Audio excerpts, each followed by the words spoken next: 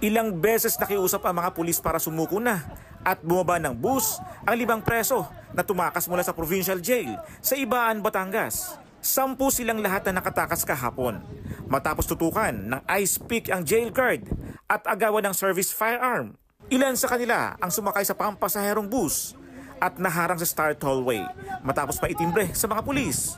Initially, yung ating pong driver ay may naitimbre na sa kanya na sakay sa kanya yung mga 5 tumakas na PDL natin, and nung makita niya na yung mga mobile ng ating tropa, doon na siya nagkalakas siguro ng loob na tumigil at in-instruct namin na patayin yung makina, tumakbo siya dala yung susi para hindi na makaalis yung bus. Pumayag ang mga preso na isuko ang baril na inagaw nila sa jail guard.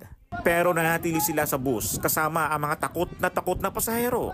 Nagmatigas silang sumuko dahil sa takot na maibalik sa Batangas Provincial Jail. Wala naman daw nasaktan pero pinagkukuha raw ng mga PDL ang pera ng mga pasahero. Matapos ang negosasyon, sumuko rin ang 5 PDL. Sana po matulungan niyo po kami na huwag na kami maibalik doon sa ibang kulungan lang ho. Baka patayin nyo kami. Paliwanag ng mga pumuga, gusto lang nilang takasan ang mahirap na buhay sa kulungan, gaya ng kawalan ng tubig at baradong CR. Ako si Hannibal Talete para sa 1PH.